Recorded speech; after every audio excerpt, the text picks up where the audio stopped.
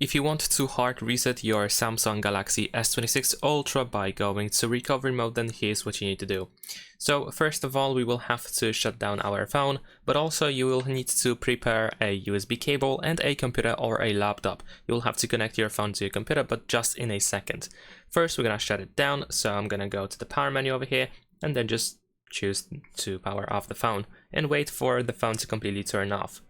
Once that happens, use the USB cable and connect your phone to your computer, but once you plug it in, you want to then press and hold the power button and volume up button at the same time.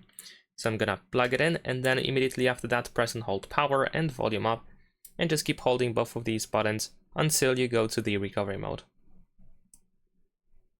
And there we go. Now we are in the recovery mode. In here we can navigate in this menu by using volume buttons. And since we want to hard reset our phone, we need to choose this option over here, wipe data / factory reset. Once it is highlighted, you want to press the power button in order to confirm, and if needed, go through additional instructions to complete the process. If you happen to go back to this main menu of the recovery mode, you will need to reset your phone afterwards. Restart it, so you will need to choose reboot system now.